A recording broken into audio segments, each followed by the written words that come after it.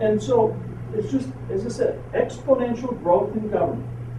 Governor Dayton's budget spends 22% more than the previous 2-year budget. 22% more. And yet they're saying they're cutting government. So, folks,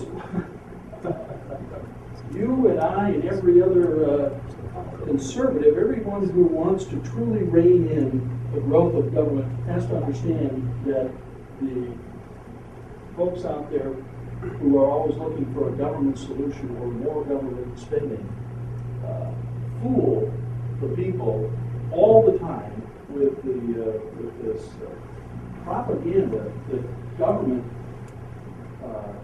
is living within its means, or that anywhere close. Even the quote-unquote conservative majorities in the House and Senate passing budgets that will spend $2 billion more. And that, $2 billion obviously equates to more money out of every Minnesotan's pocket. Forget about the propaganda of Governor Dayton saying it's only going to tax the top 5%. So I think you all understand that if you tax these people over here, nothing is stagnant. That's going to impact jobs, that's going to impact investments, that's going to impact every person in Minnesota that wants to extend to another. You can't just keep going and thinking you're going to take the money out of Tyler's pocket and pass it over to Mary, and nothing's going to change here. So that is first and foremost in the efforts of the Taxpayers League and hopefully the efforts of the legislature to say we're not cutting government. All we're doing is slowing the growth. There is still significant growth in state spending. Now I'll fool you with one other thing that has irritated me ever since I showed up at the legislature 20 years ago. And that is all these numbers I've been talking about are what is referred to in the legislative process as the general fund. Okay? So, when you take all state spending, when you take dedicated funds, i.e. things like your gas tax, or you take lottery revenues, or you take federal government Medicaid dollars, and you put them into the equation, what is the state spending on an annual basis? 60 billion. Very close. That's good with his numbers. We're in there. The forecast that forecast is for 65 billion. 65 billion. Now, that's a 2-year figure. So number one, the problem we always have is that they've set the scope out here. That they talk about a 2-year budget. How many people, how many businesses, how many individuals budget on a 2-year cycle? Very, very few. I mean, everybody is accustomed to an annual budget, 1 year. 1-year budgets, 1-year cycle. Most people calendar year budgets. Some businesses operate on a 12-month budget cycle that's different than a calendar year. But again, so the first thing they do is they divide the number, or the number is 2 years. The second thing is that the general fund only represents 56%, 56% of total state spending. So now you can see why they try to subvert the information, try to cloud the information, try to deceive people from what's really going on in the state government and in the state budget. The 2-year budget cycle, by the way, is left over from when the legislature used to meet on a biannual basis. And of course, as soon as the Democrats took control of the Minnesota legislature back in the early 70s, they changed it to an annual session rather than a biannual session. I'll just throw in that I was a couple of weeks ago here. I was so excited I could hardly stand it.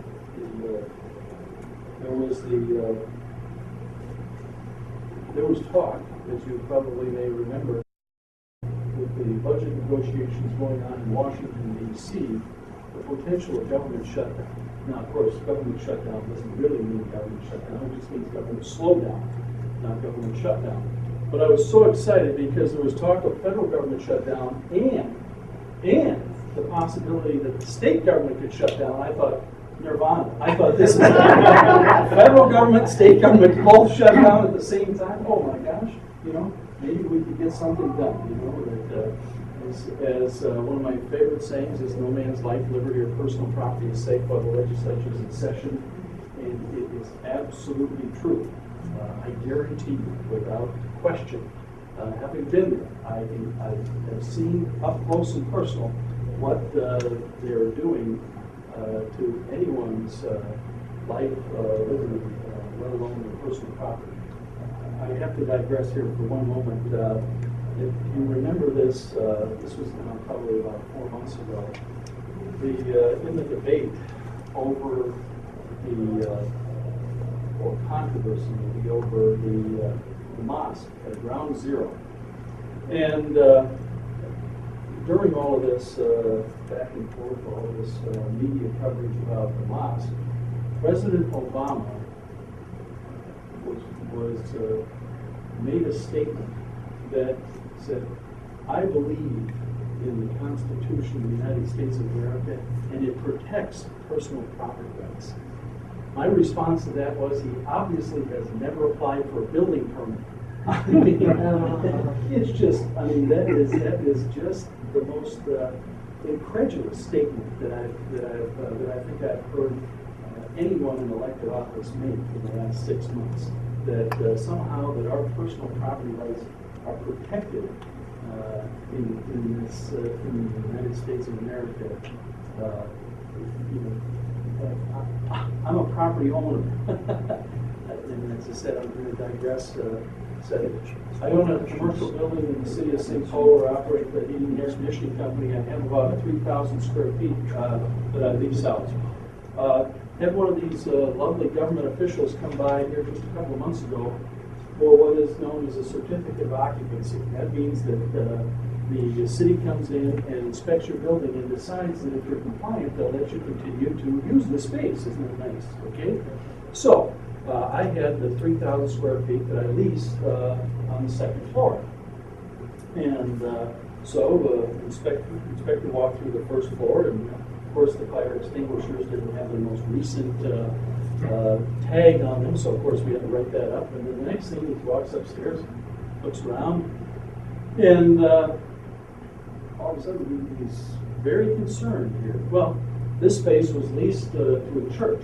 The church used the space for evening, weekend gatherings for young people, and they had concerts there. They had a band come in and play songs, and they had just casual seating, no food, hot by the can, or bring in a bag of chips or something. But anyway, no food's being served. There's nothing, really anything else going on.